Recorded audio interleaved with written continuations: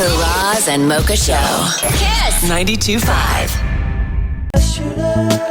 That right there is a Robin Thicke. Right. The discography. For like 10 years, bro. Are you cool listening to your own stuff? Oh, yeah. Are you? Well, for me, it's my, it's my diary, of everything that I've gone through in my life and what I was going through at that period. So when I hear those songs, I think of, I remember when I wrote that. I remember where I was when I came up with that. You ever regret anything you write? No, never. You've never regretted a song? Never. No. No. Wow. Because I wrote them and produced them all myself until this album. But you for the feel most different part. things, though. You know what I mean? Like when you're growing as a man luckily, and everything else. I made an album when I was 16. Yeah. That I wouldn't have been proud of if I put those out. But luckily, that my first album didn't come out till I was 24 years old. Right, 25. right. So, Yeah, that long hair down to your shoulders. Yeah. So for me, I kind of knew who I was by then and what I liked. I think it's hard when you're a teenage artist. Yeah. And then you grow out of that period in your life. We're wearing sunglasses. Apparently, I'm gonna put my sunglasses. I'm definitely wearing mine. Yeah. It's Left not mine in the pretty. car. It's not pretty under here. I'll do that too. I brought luggage. When you sat down to write Blurred Lines, at that time, how long ago did you write that song? We wrote it a year ago, last summer in July. So when you guys were coming, it was you and Pharrell. Yeah. So when you guys collaborated, and you guys have written songs, so many songs already together. Well, we've written 3 or 4 songs Right? together. Yeah, not that many. So when you sit down to write a song like Blurred Lines, and then a year later, to see the reaction, Amazing. YouTube, Billboard charts, album sales, single sales on iTunes. Yeah. Like, do you think back to that day when you guys were sitting down, pen and paper, writing that song? Well, I do because I get asked about it so much. So I have to. I got to keep recalling the magic. But really, I make music all year long, and so when you get lucky like that, you get in the studio and you have it. We made the whole record in about an hour and a half. Wow. And it was just one of those magical moments, and we both loved the record. A lot of people got excited about it. Then, the record company didn't quite get it at first, and so we kind of lost the mojo for it. And then all of a sudden it hits, and your career changes, and you're just on cloud nine. Now, your wife is famous as well, Yes. so you have that luxury. Yeah. Do you think that you had an easier time making the Blurred Line videos being married to somebody who's in the business? Do you think you could have made that video if you were married to a civilian? I don't know. There might have been some arguing going on, but if you're with somebody and they're gonna stop you from making great art and making your dreams come true, then that wouldn't be the right person for me. Anyway.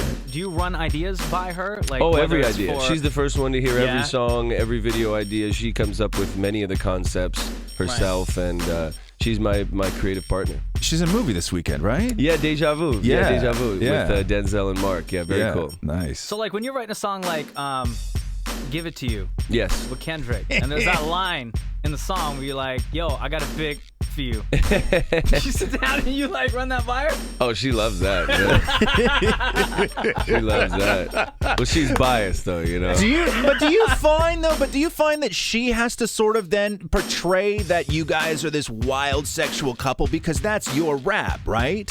Like, she can't let you down publicly and be like, come on, it's not that big, it's not all this. She can do whatever she wants, man. the way she puts it down, she can do whatever she wants. It's 9:23. It's the Roz and Mocha Show. Robin Thicke joins us right now. One person who is not featured on your album, which I'm a big fan of whenever the two of you guys get together and put records out, is Lil Wayne. Yeah, man. Tie My Hands is one song. Shooter, All Night Long. Those are like some of my favorite jams. Oh, thanks, that man. you have done featuring Lil Wayne. Yeah.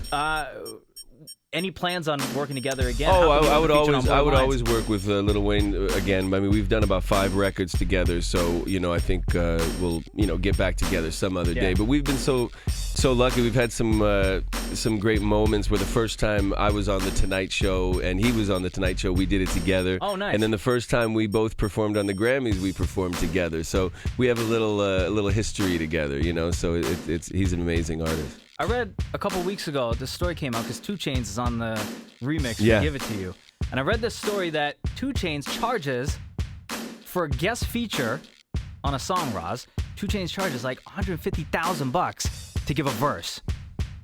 Because he says, along with charging that money, you get the personality of 2 Chainz, you get the clothing for the video. Well, the guy's name's 2 Chainz. I can't imagine he comes cheap, right? You guys have to pay. It's actually 4 chains. You know what I mean? Guest performance. Like, what do you pay a guy named 2 Chainz? His chain rate keeps going up. Yeah. You know what I mean? But when you are collaborating with other artists and a story like that comes out, like, I don't know, like in that world, in the music world, are you paying upwards of that? I'm sure that that's true, and I don't want to talk against his rate. I think it's different for other artists that are on their 6th album. I don't know if he would charge the same rate. Right. You know what I mean? So. But I mean, for a lot of first-time artists or second-time artists, if they need 2 Chainz to even get the record out, then that money is worth it. For me, that record was going to be released with or without 2 Chainz, so we might not have to pay that money. Having grown up in a showbiz household, with a showbiz family and a famous dad, where your dad to guys like me and my age and Mocha and his age, there's such a huge emotional attachment that we have to your old man. Yeah. When did you?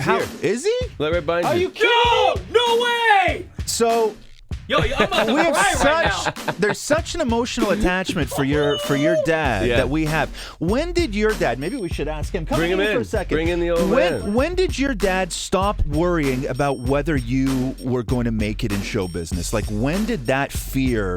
I think because he had gone through it. When did that stop? He believed in me as a songwriter, producer, but knows that that's a fickle business, as fickle as being an entertainer. Yeah. But I think probably when Lost Without You became a big hit.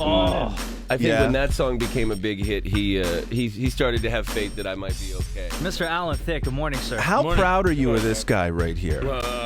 Which guy? This guy? Yeah. Robin sang Lost Without You at one of my weddings, and it held on. They're still married, so. So I knew the kid would be a hit then. But did you worry, though, when you find out that your kid wants to get into show business, did you worry knowing what the business is like, having gone through it yourself? He mentioned fickle. I explained to him that, show business is fickle, but be a dentist. Gum disease is forever. Right.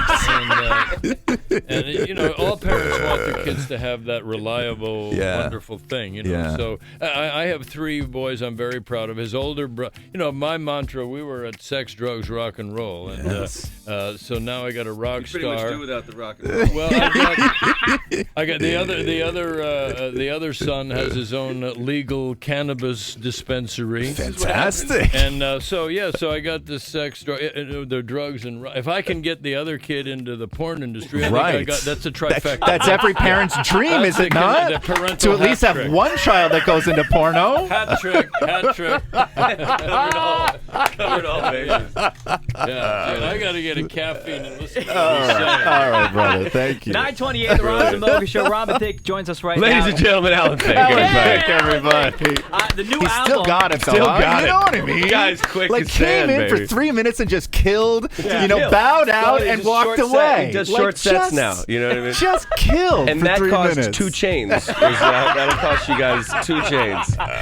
The new album, Blurred Lines, #1 in Canada. Yeah. Listening to this record, the way it was put together, because I listened to that record this weekend, and then I went back and listened to The Evolution of Robin Thicke. Yeah. 2 completely, and again, just now listening to them, 2 completely different records. Yeah. Was this current album designed, because I'm thinking about your Wham Bam performance coming up August 31st. Right. Was this Every album... performance is a wham bam, but no, I'm just kidding. But was this album designed to be performed live? Well, I don't really think about those things. I think when I was making the album, I wrote a bunch of sad songs. I wrote a bunch of fun songs. And then as I got to the end of the album, the sad songs just seemed to be getting in the way of how much fun the album was feeling. Sure. So I just stayed with all the fun stuff. And I've always wanted to be a very serious, introspective artist.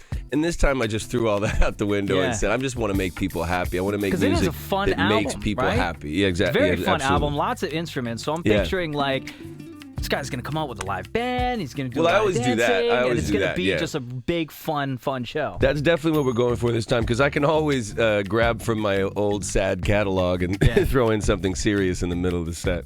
Robin Thicke, thank you so much for hanging out with us, great bro. to be here, thank you, KiSS. We're gonna play you and your old man something real quick right now. Okay, great. So here, take a listen to this. Ben, what? If you wanna see a show with Tracy Gold, Leo DiCaprio, and he's not very old. Long Island Seaver Clan, they had the Seaver plan. Our homie Alan Thicke is one famous Canadian. It's growing pains. I know you watch it.